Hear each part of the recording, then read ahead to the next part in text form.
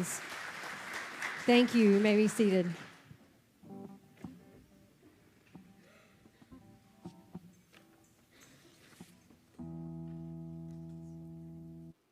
morning. Everybody's doing all right? Am I on? One? Yeah, there we go. Yep. Hope everybody's doing all right. And, well, it's Father's Day. So, yeah, thank you. Thank you for that. It's Father's Day. Yeah. How many of you are going to eat with your dad sometime today? Like today you're going out to eat sometime today? Good. I am. How many of you did this yesterday? Went out to eat with your dad yesterday? Good. Awesome. I'm going out to eat with my dad this afternoon in Greensboro, so looking forward to that and seeing him this afternoon. And so that's what we're doing. How many of you are grilling as fathers for your family? Doing a barbecue grill? Nobody? Wow. Wow. Did your dad grill? He's going to today? Yeah. So he's going to today. Yeah, I don't really mind grilling on Father's Day because, I like to grill. And so, hamburgers, hot dogs, steak of any flavor on the grill, any flavor's fine. I do like filet, which is up here, but anything else is fine. New York strip would be fine with me, whatever. I just like to grill, tenderize it, put some stuff on it, make it what it needs to be. I have a nice grill, that I grill on. Yeah, right? And so I really enjoy the times where my daughter and my son are home and I get to grill and we all eat together. Really above any other gift on Father's Day, because, the ties are okay, right? The bookmarks are all right, right? The other little things that you get are just fine, but it doesn't equal like your children being home and you eating a meal with your children and being able to talk to them. Most of the time I watch them, what I do now. Has anybody else grown to to their age in their relationship with their kids where it's mostly just watching them now? It's just watching what they're doing and how they interact. Yeah, that's kind of nice to have. But nonetheless, yeah, Father's Day. When Aurora and Quinn were born, something happened that I didn't expect. And this is it. A piece of my heart went out from me into them. So if they're in a room somewhere, I'm looking at a piece of my heart walking around the room. If I go to Lynchburg, Virginia, I'm interacting with a piece of my heart that lives in Lynchburg, Virginia. And it's not something that I can take back inside of myself. It's always there. I don't have grandkids because I'm not old enough, Nathan, to have grandkids. You are. So I don't know how the grandkids would fit into all that, but it's something, your heart, a piece of your heart is there. And for me, those are the two most valuable people in the entire world. I mean, I love Nicole. Nicole loves me. I think she's also valuable. She thinks I'm valuable as well. So it's nothing like that. But those are two very valuable people to our hearts, right, is our children. So with that said, I'm going to talk to you this morning about 7 things that Proverbs teaches us as parents that we should be passing on to our children. So that's what we're doing this morning. And so let's start with Proverbs chapter 10. So go ahead and turn in your Bibles to Proverbs chapter 10, and we'll start there with verse 4. Proverbs chapter 10.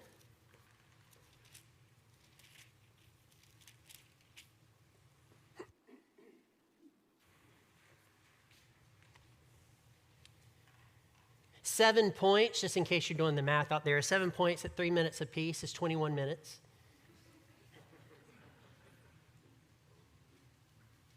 4 would be 28.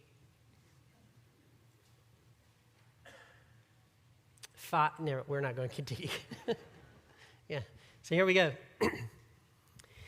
Proverbs chapter 10, verse 4 says this: a slack hand causes poverty, but the hand of the diligent makes rich. He who gathers in summer is a prudent son, but he who sleeps in harvest is a son who brings shame. The first thing that I'm going to talk about that a parent should pass on to their kids is hard work. Hard work. I think that we need more of that in America today. Parents passing on this concept that work is okay and work is how you supply for your needs, meet your needs, right? And you need to work hard in order to succeed in this life. Work hard. And Proverbs all the way through talks about passing on to your children the benefits of working hard in this life to be successful. So you work hard. We have way too many people who don't work hard. They just don't work hard. They're not at it. They're not going for it. They're not being successful. And parents need to instill this sort of principle into their kids. Now, the reason I picked these two verses is several reasons. First of all, it says a slack hand causes poverty. A slack hand. This means that this isn't a person that is inactive. They are active. They're just slack in their activity. So when we're passing on this concept of hard work to our children, one of the things that we pass on is when you go to a job or you do something in this life, whether it's school, working at McDonald's, whether it's mowing the yard, whether it's cleaning your room, whether it's some other career activity, you do that particular job at 100% of your ability. You don't slack off and just do it halfway, right? You do it at 100% of your ability, because people that do that are the people that are successful in this life, right? That's what they do. So I know that we've all experienced workers that worked at less than 100%. I'm not picking on McDonald's, but McDonald's is one of the places that you encounter some people that don't do their job to 100%. Like even now, they've kind of given it to where they don't even need to come up front to even talk to you. They have the big iPhones back here that you can make your order with, right? I just want to go in there sometime, if I could do this without anybody around me, but then somebody would have to film it. But nonetheless, I would just like to sit there and put my ear up to it and say, yeah, Mom, yeah, I'm here at McDonald's eating. I would just love to sit talking and just see how people reacted. But yeah, probably not the best idea, but nonetheless, I think it would be funny. But anyway, yeah, so you order, so they don't even have to come up. In fact, when you go to McDonald's now, the last couple of times I've been there, you can stand at the counter and people just don't come up to take your order. You just kind of stand there. They're worried about the drive-through, they're doing some other things. Some of them aren't doing anything at all, right? And so McDonald's is sometimes where you encounter this. This does not mean that there isn't people at McDonald's that aren't given 100% at that job, because there are. But every now and then you just walk in and you're like, oh my goodness, what is this? The other day, we were somewhere in Georgia on the way down to our vacation. And we stayed at a place overnight and we went to Walmart. And my daughter needed a new phone case for her phone so that she could put her driver's license on the back of it, like the little attachment on the back of it to put her driver's license and stuff in. So we're in Walmart. They are very, very proud of the phone cases in Walmart that are $9.99. $9.99. And this thing is chained to the thing right here. And I'm thinking, if someone needs a case that bad, wow. So we waited a good 15 minutes and nobody came. So I went to the customer service, and I was very nice when I did this. I went to the customer service and I said, look, here's what's about to go down. I've been waiting about 15 minutes, it's now 20, and I have figured out how to get the case I need for my daughter's phone off your little contraption. So I don't know if there's going to be an alarm. I don't know if there's going to be some sort of sound. I don't know if there's security that are going to come out very quickly that would be much faster than your customer service. But I'm going back there and I'm going to rip the thing off of the thing because we've got to get to a boat. We've got to get to our vacation. And the lady said, "Are you sure you want to do that?" And I said, "Absolutely," because I've waited a long time. So I went back and I actually ripped it off their little contraption and got it out and took it up to the counter with the chain on it. to pay for this thing, right? That's what I did. The point here is there should have been somebody in the area that had already helped me out 20 minutes earlier. Somebody was not doing their job to 100% of their ability. They did not take their position that day very, very seriously. By the way, on my way back, on my way to pay for the thing, I was met by the technician that was supposed to be back in that area. And she said, "Do you need any help?" And I said, "Not anymore. Not anymore." But to our children, we need to pass on this concept that when you go to a job, you do that job to 100% of your ability. And when you do something for people, you do it to 100% of your ability. If you ask your child to clean up their room and they do it halfway, you tell them to go back and do it again. That's what you do.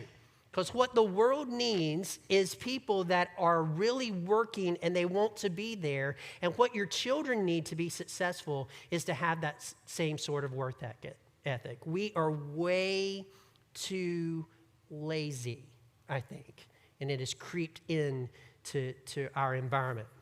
The last part of this says, "But the hand of the diligent makes rich."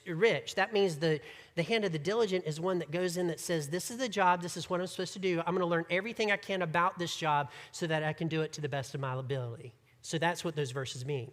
But then, verse 5 says, "He who gathers in summer is a prudent son, but he who sleeps in harvest is a son who brings shame." This particular thing is about opportunity. See, when the crops are ready in the summer, you go out and you get them and you bring them in. You don't wait until the fall. There's a lot of people that are not seizing the opportunities that are right in front of them. They're waiting and they're missing them.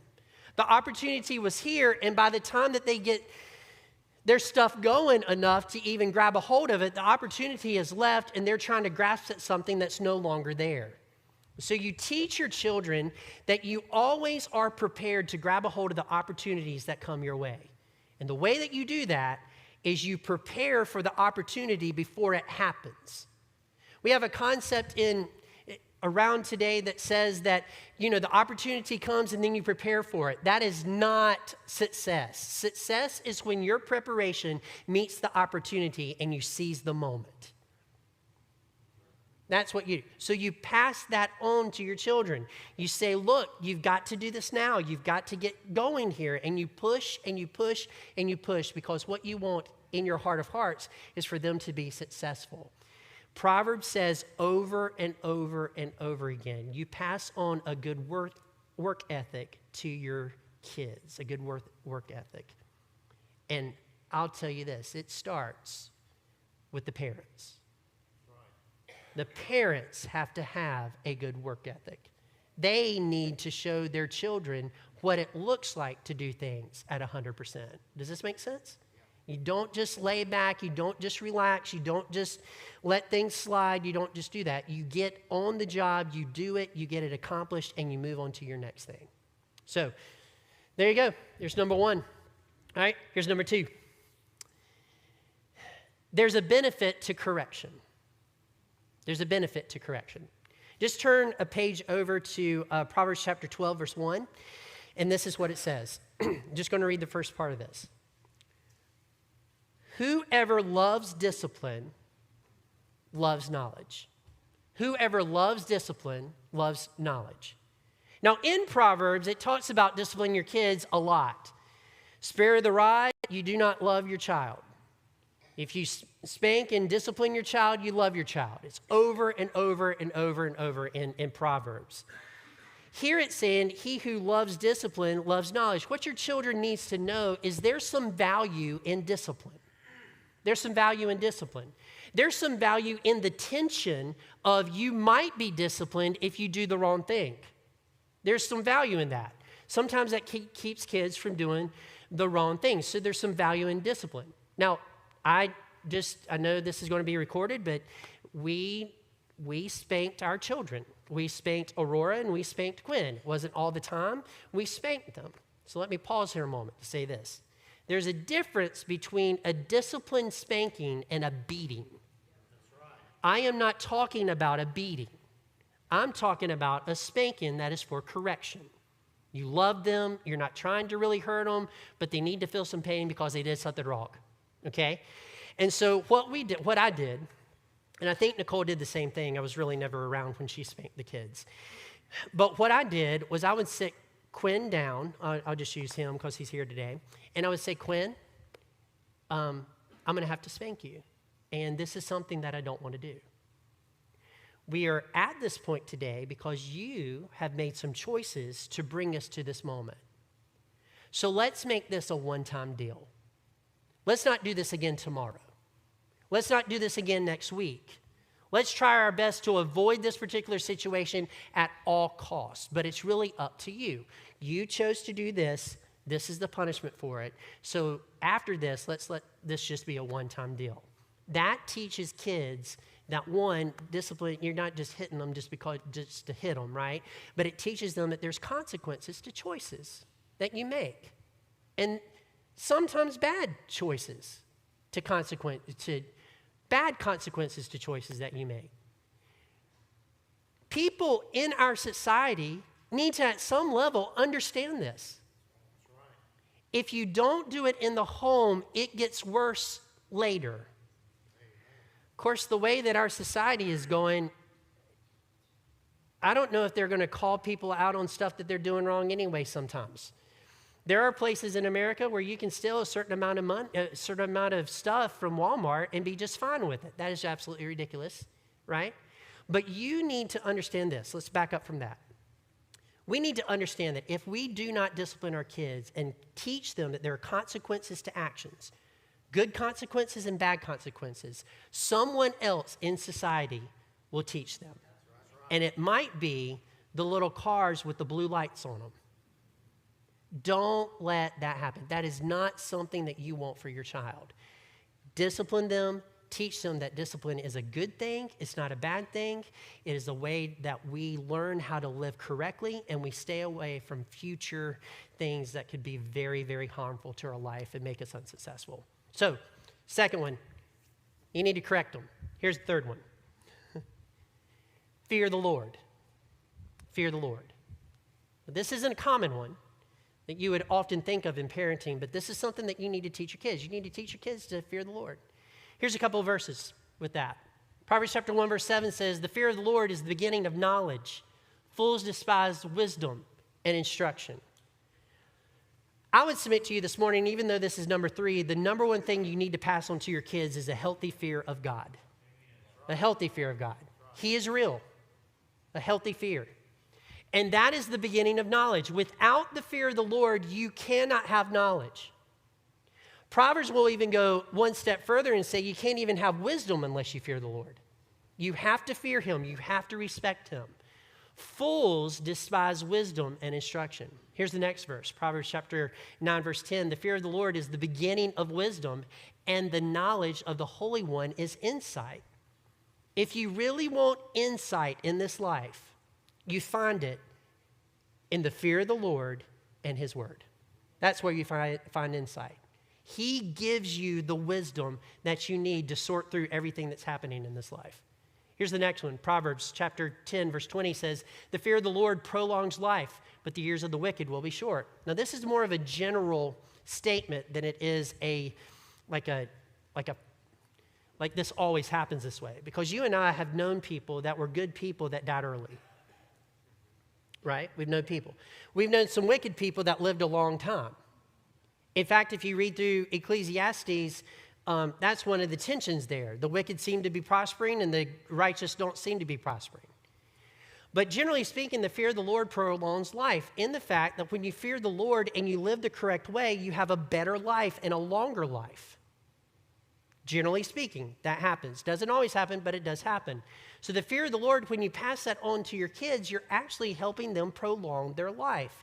And when you and I live in the fear of the Lord, we're actually prolonging our own lives as well. So the fear of the Lord prolongs life. Here's the next one. The fear of the Lord has strong confidence. Everybody in here, no matter how tough you seem on the outside, you're a little bit insecure on the inside. Everybody in this room.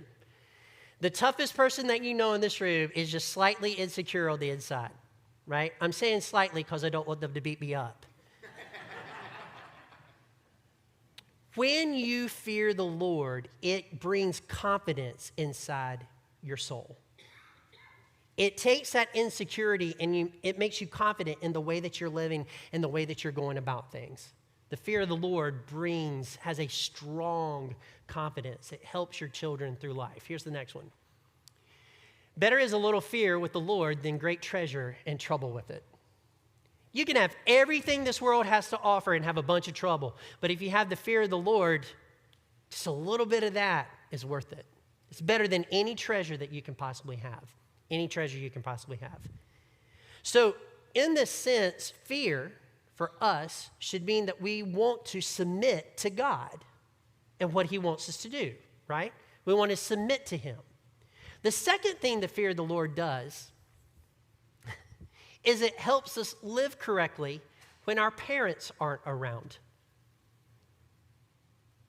See, one of the main goals of a parent is teach your kid what is the right thing to do and what the wrong thing to do, right? And we talked about discipline just a little bit earlier, where we teach them the right thing to do and then we discipline them if they don't do the right thing. But more important than that, which is very important, one step up from that, is to teach your kids a healthy fear of the Lord. And you start with this: God is everywhere, and he's watching you. He's watching you when I don't know where you are, when I can't find you on my phone, when I don't know where you are. God is still with you. He knows exactly where you are, and he knows what what you are doing. God the Father is gracious, he's merciful, but he's also somebody not to be trifled with. So when you have your private moments where nobody else is around, a fear of the Lord helps you do the right thing even though nobody else is around you. You know he's there. You know he's watching. Because let's be honest, your children act differently around you than they do when they're not around you. Now, they might be good kids. I'm not saying that they're bad kids. I'm not saying that. But I'm saying when they walk into your house, there's a different set of rules. There's a different set of morals, right, that they live by. And your hope is that when they leave your house, that they will actually keep the same rules, right? But that does not always happen. Just doesn't always happen. What causes that to happen isn't the rules that you put into place right here, but if you imparted a healthy fear of the Lord to your children and they understand that he is real, and you push them toward a viable relationship with him. If they walk out of your home knowing that God is real, knowing that he is their best friend, knowing that he is their father, knowing that he's always around, there's more of a chance for them to do the right thing when you're not around than if you didn't pass that on to them. So you pass on a healthy fear of God to them. Listen, there isn't anybody that I'm more scared of than God. Nobody. And there's some accountability that I have in my life that I know I'm going to have to answer for. Some things I don't even know I'm going to answer for, right, one day when he asks me about it. That alone should keep you where you need to be. Here's how Oswald Chambers put it. He wrote a book called My Utmost for His Highest. He says this: the remarkable thing about fearing God is that when you fear God, you fear nothing else. Whereas if you do not fear God, you fear everything else. Everything else. So teach them to fear the Lord. All right. Number 4. It matters who you hang around. It matters. It matters who you hang around. Proverbs is filled with verses that says, do not hang around fools. Proverbs is filled with verses that say, do not hang around violent people. Did you know that in Proverbs chapter 1, there's a gang? There's a gang. I don't know if they had Hebrew stuff, I don't know how they wrote it on themselves, how they tattooed it themselves, but in Jerusalem and in Judea, in that area, there was some gangs, and these gangs would lie in wait for people as they traveled from city to city, and they would jump on them and cause them harm and steal all their stuff. And the first chapter of Proverbs is the father telling the son, do not get messed up in a gang. In fact, if you read it a certain way, it's telling you not to make the gang your family. It's amazing how things don't change, right? And so the thing to pass on to your kids is, look, you don't need to be around people that are violent. You don't need to be around people that are foolish with their life choices. You do not need to hang around people that are not walking with God. And that means that me, as a parent, has to hang around people that are walking with God. It is not that I'm not trying to interact with people that do not know Jesus, because I'm called to reach people that do not know Jesus. That's a totally different thing. But the people that I spend my close time with, that I hang out with, that I do activities with, need to be godly people. And you need to pass that on to your children. It makes a big difference. Makes a big difference. I feel like that my children have chosen some very good friends in their life. They've been over to our house. We know them very well. I do not know my kids' friends that much at college. I'm just assuming that they're the same type of friends, that are good friends. But it is a blessing to know that your kids are hanging around the right sort of people, and you have to pass that on to them, or people that they hang around will mess them up, right? They'll mess them up. So here's the next thing. Pursue a godly spouse. Oh my goodness. Pursue a godly spouse. A spouse will make or break you. They will make or break you. And Proverbs has verse after verse after verse about what a godly man is and a wise man is. So if you're a woman looking for a man, because that's what you're supposed to do, you look at those verses and say, look, I'm looking for somebody that's wise. This is my criteria. And if you're a guy, you read through the book of Proverbs and you pay special attention to the women that the father that wrote this tells the son to stay away from because they're bad news. And then you continue to read through the book of Proverbs, especially Proverbs 31, to look for the woman that you really want to marry. That's your criteria for who you should marry. So, yeah, you pass on, please marry a good spouse. It will make or break you. Here's the next one. Pursue strong relationships. In Proverbs chapter 27, verse 10, it says, don't forsake your friend or your father's friend. Better is a neighbor who is near than one who is far away. Friendships are a must in this life. A must. It is very difficult to find people that can be your close friends. Right? It's very difficult. You can have acquaintances. You can have people that you're friendly with. You can have people that you're friend with. But to actually have people that you're really close with, that really care about you as much as you care about them, is hard to find. And when you find those people, you hold on to those people. You grab a hold of those people, and you stick with those people. A couple of things we need to understand about those people. They're imperfect, so there's going to be times where they hurt you. But that doesn't mean that you break up the relationship because of it. Are you with me? Doesn't mean that. It means you work it through.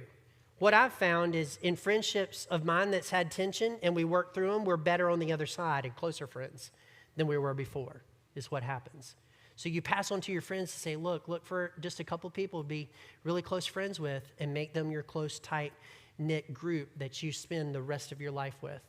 It's very important. They're the ones, by the way, I know Jesus helps us out, but it's been my experience that Jesus helps me through my friends. He gives me encouragement through my friends. He gives me strength through my friends, and that's an amazing thing. And here's the last one. And I want you to turn to Proverbs chapter 25, verse 28 for this one. Proverbs 25, verse 8. Well, verse 28.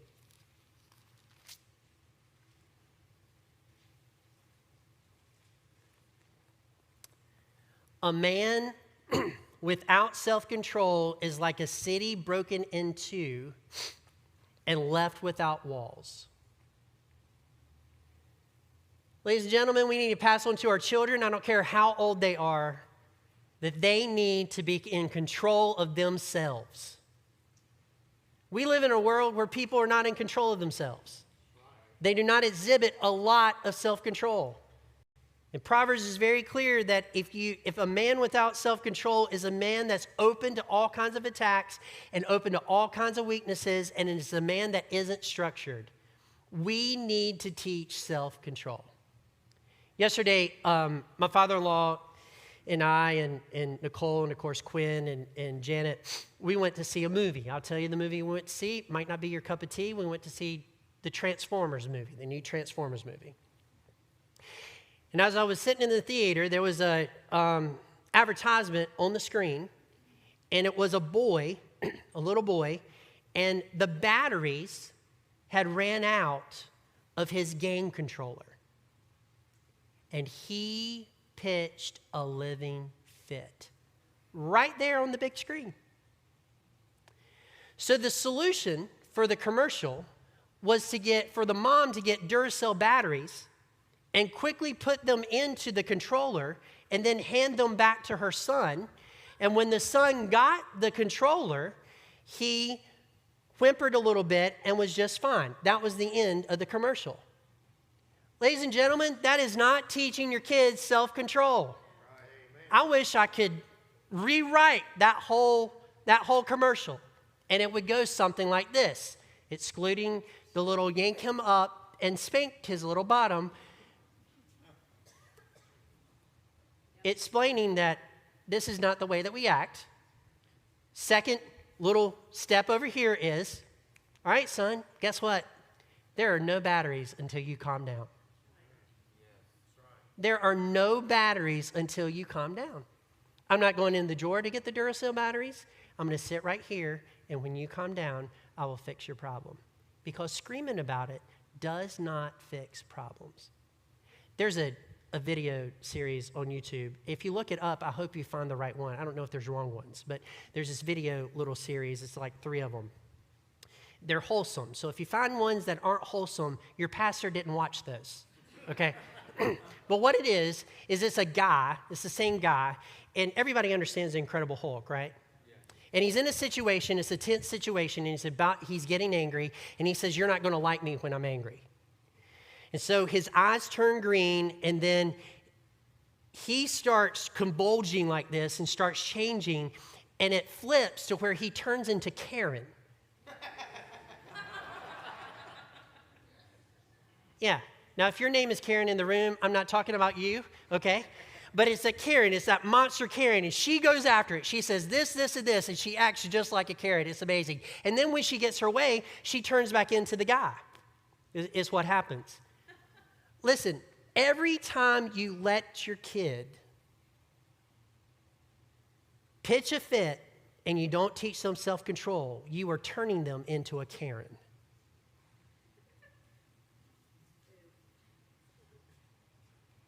Come on.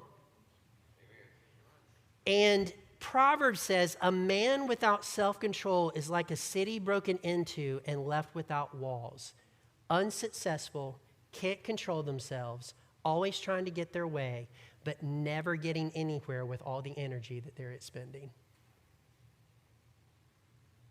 Teach your kids self-control. Teach them self-control. The culture needs you to teach your kids self-control, and your children definitely need it. The first step in teaching your kids self-control is to make sure that you have self-control. If you're the one always getting angry inside your house and pitching a fit, and you're not in control of yourself, you're not going to be able to pass that on to your children. You have to be the first people to be in control of yourself before you can pass that on to other people. I'll end with this. Go in your Bibles to Proverbs chapter 14, verse 26.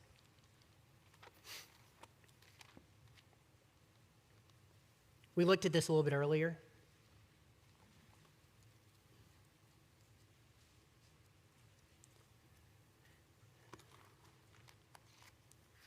14, verse 26. And this is what it says.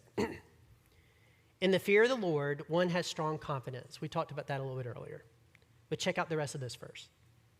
And his children will have a refuge. See, when you as a parent live like you're supposed to in the fear of the Lord, you're a refuge for your children.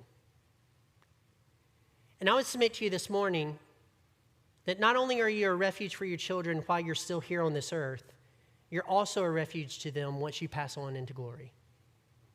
They remember how you lived, and when they hit a tough time, they will remember how dad got through it, how mom got through it, and mom's faith and dad's faith, and it will become a refuge for them even though you are not here. So my encouragement at the very end is you yourself as a parent need to live in the fear of the Lord and live like you're supposed to with wisdom. Pass that on to your children, and then when you aren't here, they will still find refuge in what you taught them as they live out the rest of their lives. And that is an amazing thing. Let's pray.